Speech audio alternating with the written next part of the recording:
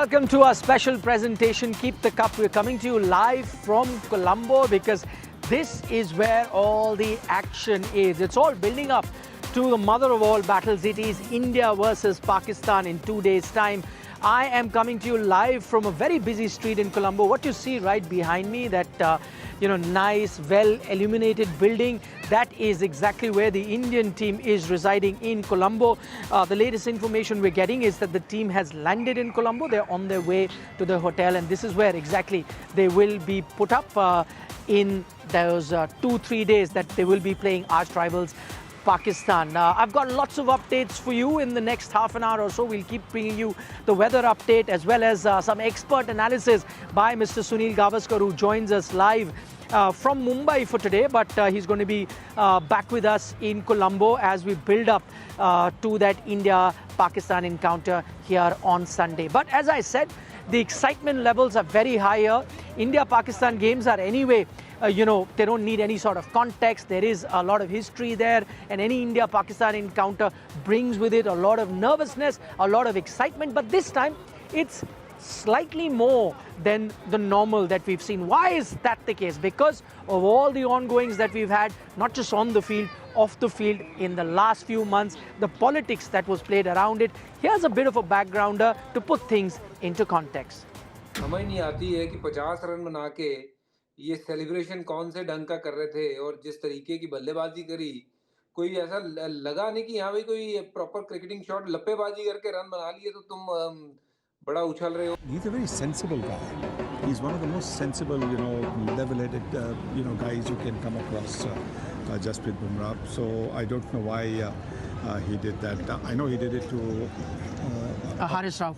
Haris Rauf, who had been doing something similar to the crowd on the boundary last Sunday. Maybe to just show him whatever it is.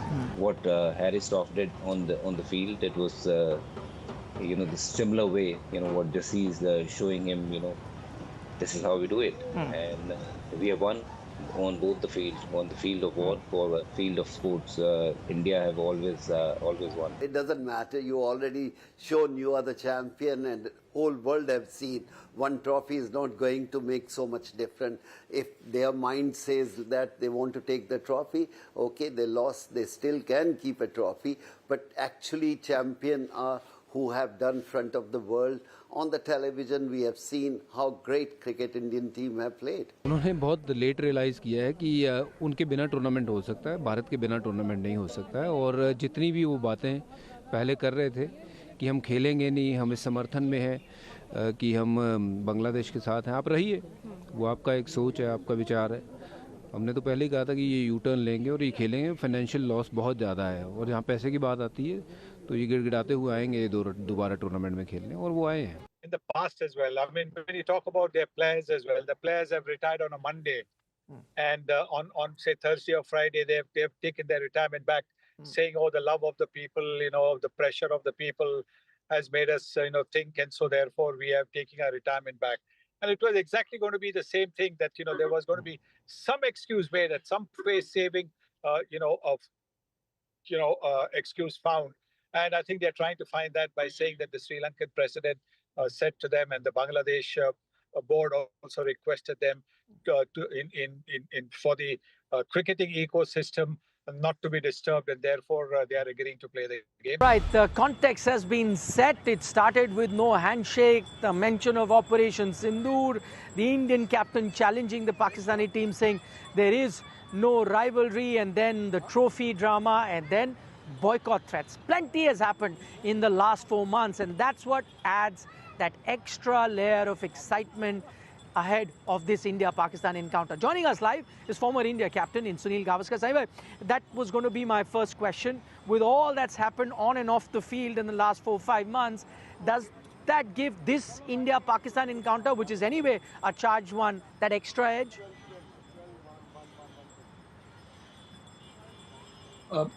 Definitely, yes. As far as the everybody else is concerned, as far as the players are concerned, I don't think they're going to be concerned with what has happened. They're not going to be worried about what happened before or after. They're just going to be focused on playing their game.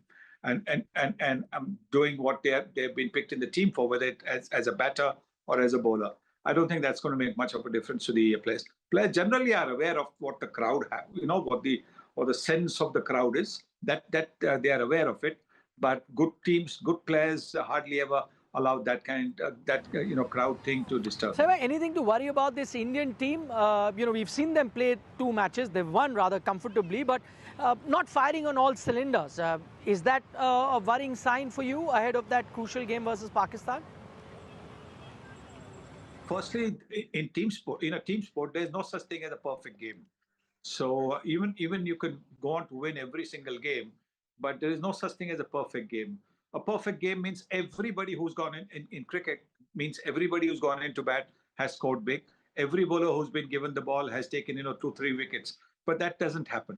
But what has happened is that India has come to know the areas that they should strengthen, and I think at the top of the order is the one thing that will concern them, that will worry them to a little extent, because if Abhishek Sharma is not 100% fit and Sanju Samson comes in, Samson's form, look, there's never any doubt about the ability that he has. We've seen it time and again that when Samson is going well, he destroys any attack. But temperamentally, is his main problem seems to be temperament, which is where the shot selection comes in.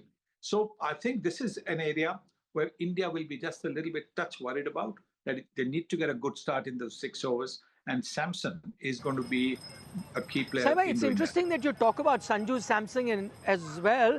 Do you expect him to play this game, or do you think if Abhishek is fit, I believe he's already here in Colombo, if he's travelled with the team, if he's fit, then he automatically slots in?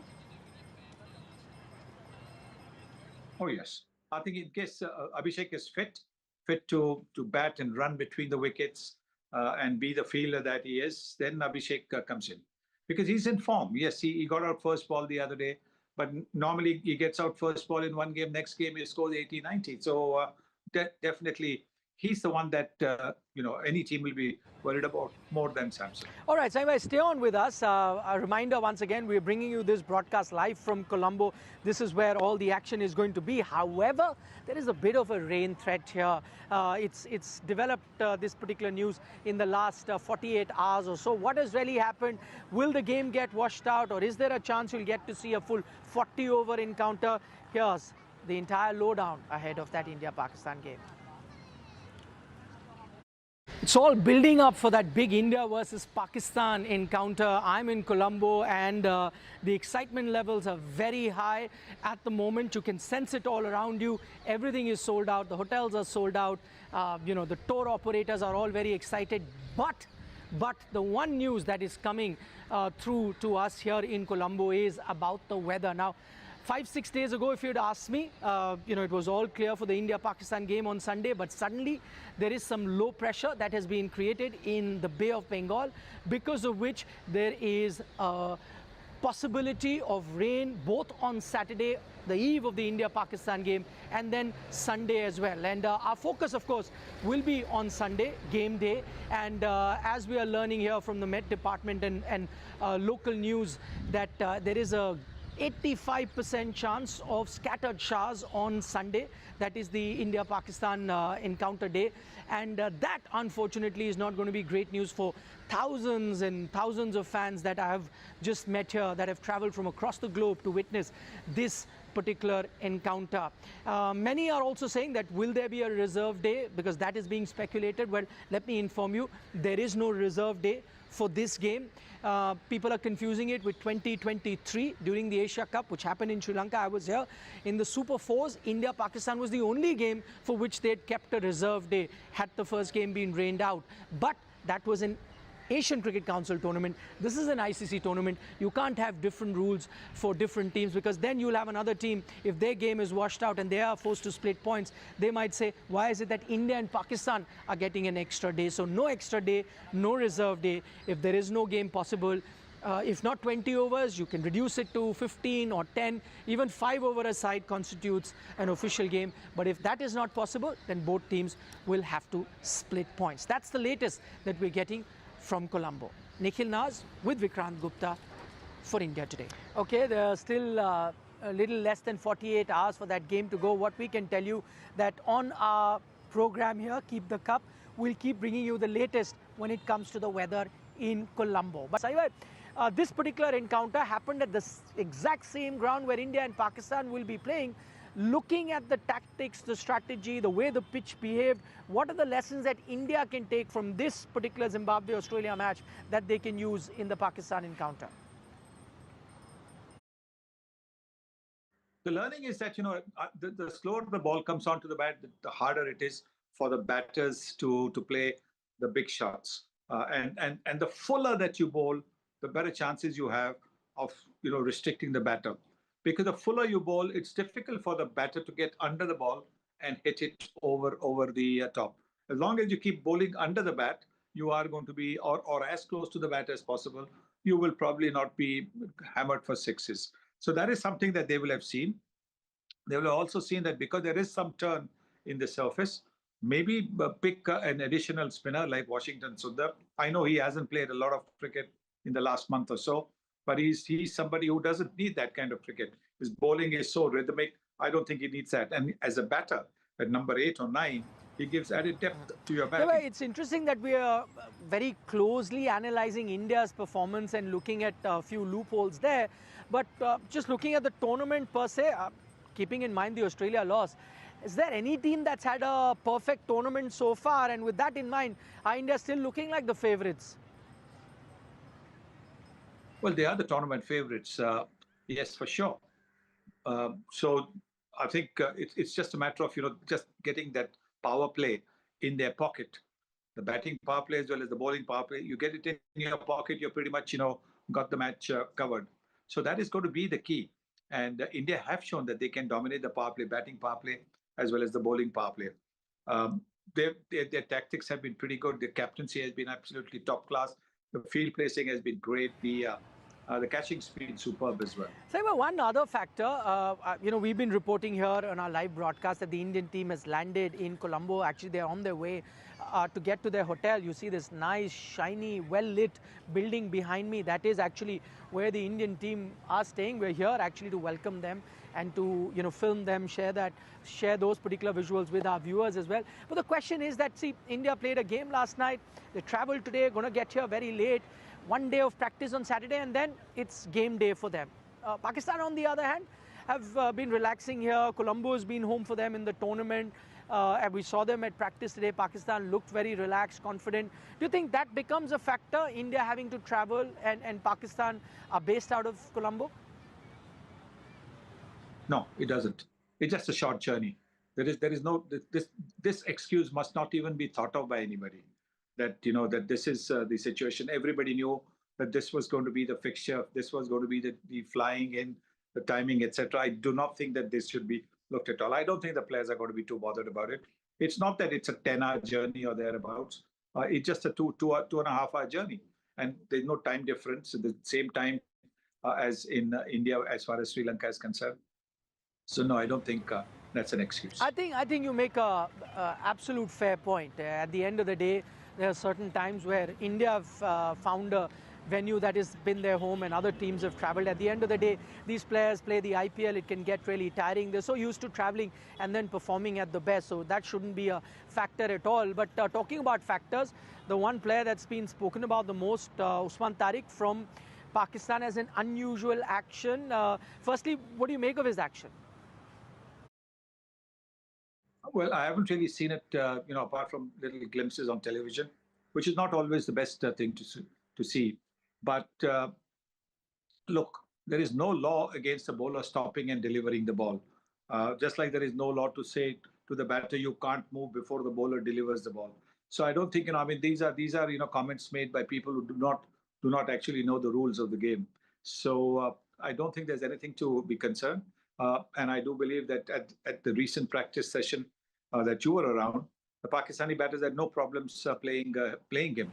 So I don't see the Indian batters having too many problems playing him either. I think you've hit the nail on the head. I think it's, the Indian team that really needs to look at playing him based on the deliveries and not think too much about what has been made about his action. And as you rightly point out, that there's nothing drastically wrong there with the action. But the only thing that, comes to my mind at the moment, it's interesting, I'm talking to you live from Sri Lanka, and, this is the country that produces unusual bowlers or bowlers with unusual action, the Malingas of the world. You have even right now Patirana, you had Mendes. And in the past, we've seen bowlers with unusual actions or unorthodox actions have troubled the Indian team. With that in mind, should we be worried as Indian fans? No, I don't think so. I think, look, in a T20 game, they are going to look after going after a particular bowler. And I think here it was more than the mystery of the bowler. It was the shot selection that got some of the Indian batters out.